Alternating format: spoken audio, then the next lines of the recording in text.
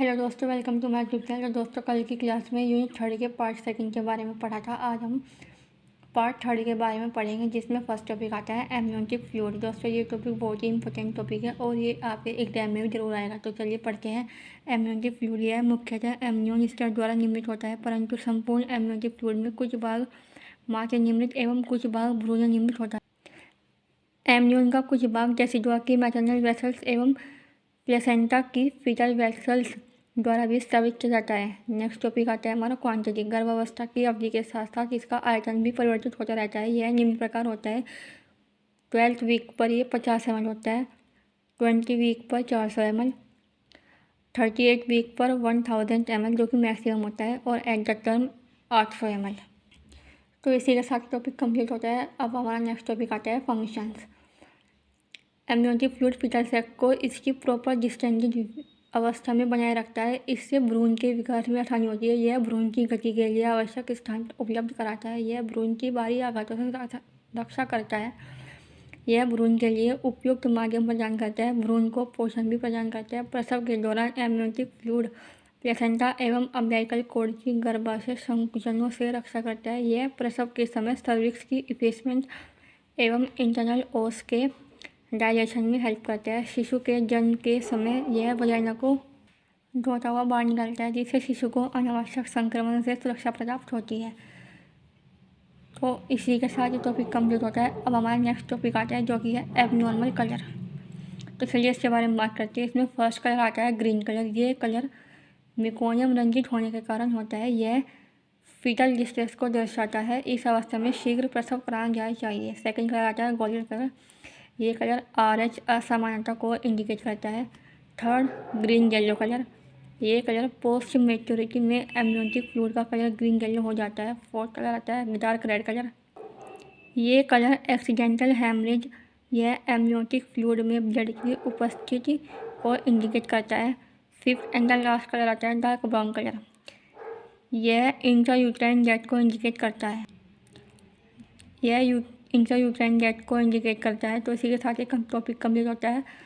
अब हमारा next topic आता है, जो कि है अम्बिलिकल कॉर्ड या फ्यूनिस। इसको दूसरे नाम से फ्यूनिस भी कहते हैं।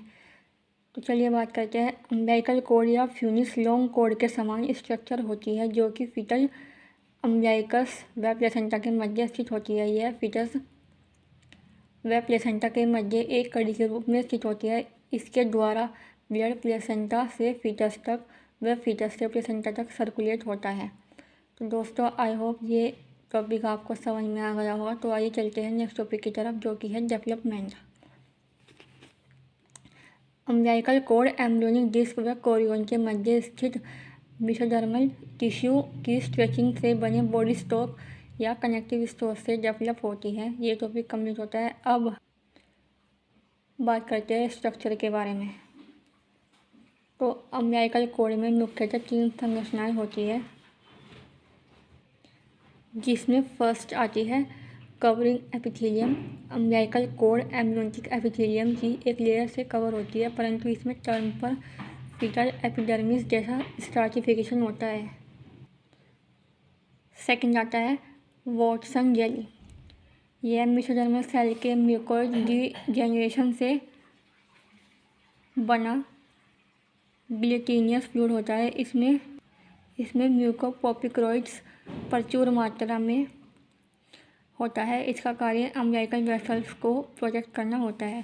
थर्ड एंड लास्ट आता है ब्लड वेसल। शुरुआत में ये अम्बिलिकल कॉर्ड में 2 आर्टरीज और 2 वेन होती है, परंतु second when approx 4th week पर लुप्त हो जाती है। ये टॉपिक कंप्लीट होता है। अब आता है नेक्स्ट टॉपिक, जो कि है कैरेक्टरिस्टिक्स ऑफ अम्बिलिकल कॉर्ड, जिसे हिंदी में अम्बिलिकल कॉर्ड की विशेषताएं कहते हैं। चलिए शुरू करते हैं। यह लगभग 50 सेंटीमीटर लंबी होती है तथा 1.5 सेंटीमीटर चौड़ी होती है, परंतु इसकी लंबाई व चौड़ाई में कई वेरिएशंस होते हैं। इसलिए इसकी लंबाई 30 to 100 सेंटीमीटर व चौड़ाई 1 to 2.5 सेंटीमीटर हो सकती है। इसमें कई स्थानों पर वॉटसन जेली के एक्यूमुलेट होने के कारण स्वेलिंग व नोट्स हो जाते हैं। इससे अम्बिलिकल कॉर्ड नोट दिखाई देती है। इसे फॉल्स नोट कहते हैं।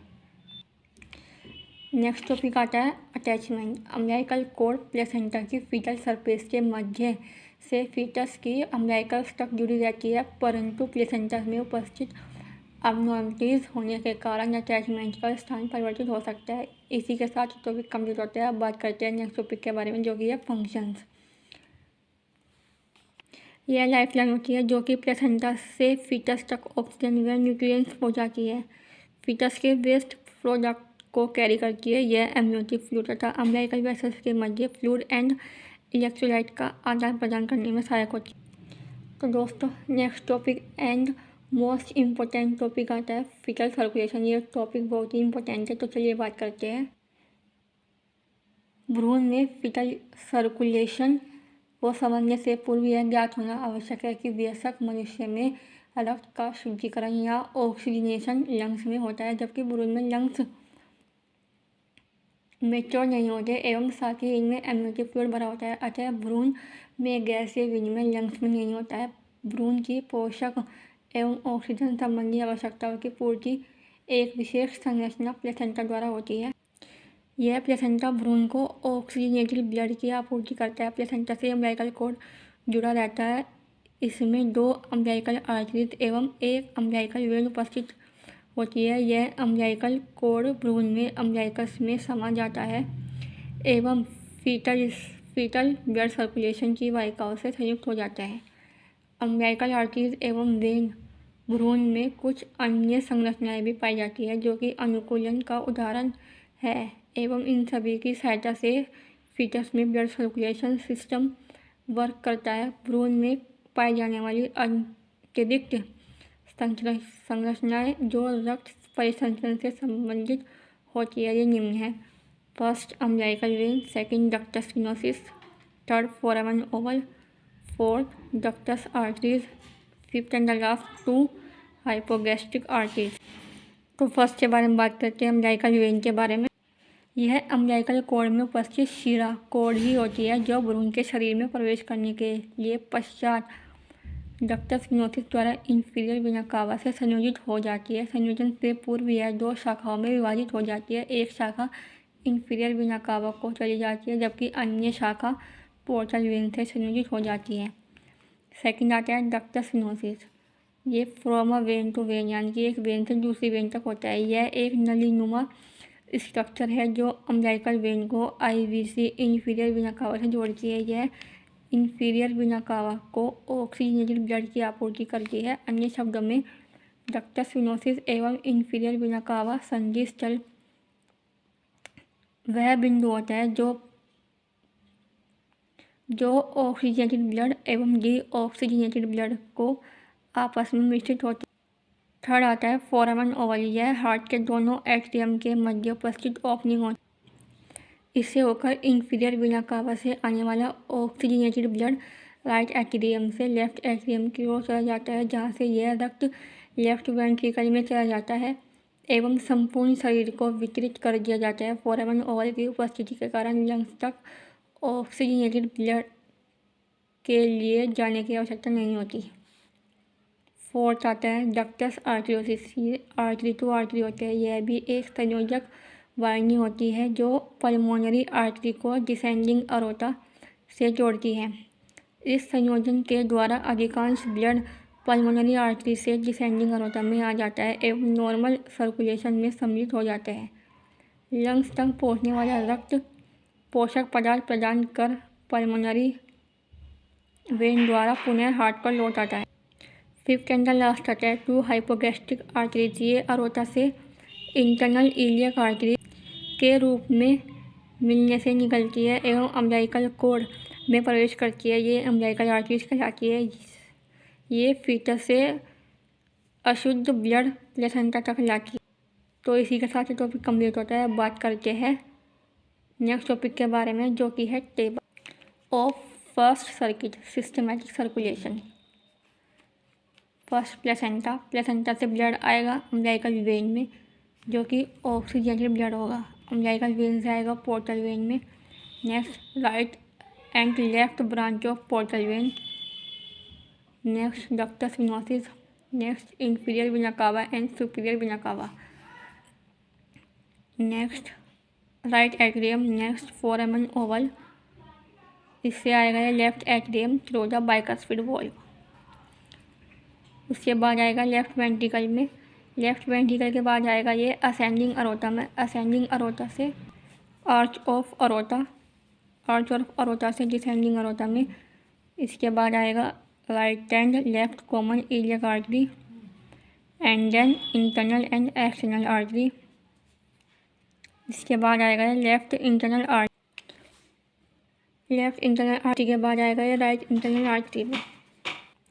इसके बाद हमारी सेकंड टेबल आती है जो कि है सेकंड सर्किट पल्मोनरी सर्कुलेशन। ये ऐसे चलता रहेगा प्लेसेंटा से अम्बिलिकल वेन में, फिर portal vein, right and left branch of portal when, ductus when, inferior vena cava and superior vena कावा, right atrium, left ventricle through the tricuspid wall, pulmonary trunk divided into two artery, left and right pulmonary artery, left pulmonary artery, ductus arteriosus, aorta, right and left common iliac artery, internal and external artery, left internal artery, right internal artery।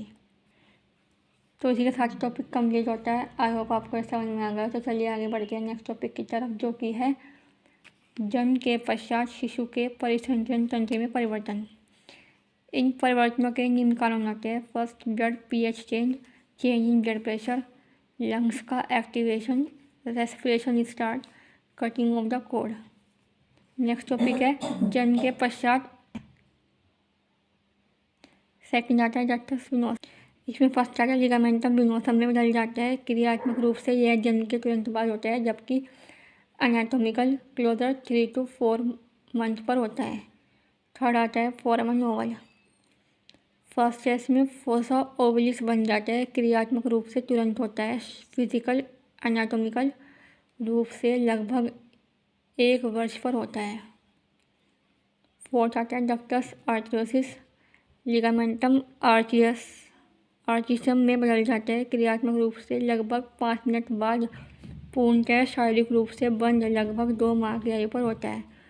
Fifth and the last आता है hypogastric arteries. First ligaments बन जाते हैं। Second, क्रियात्मक तुरंत एवं शारीरिक रूप से 3 to 4 मंथ की आयु पर होता है। दोस्तों आज क्लास में यूनिट 3 कंप्लीट होती है। आई होप ये वीडियो आपको अच्छी लगी हो, तो प्लीज़ वीडियो को लाइक, शेयर एंड चैनल को सब्सक्राइब जरूर करें। Thank you so much guys for watching this video.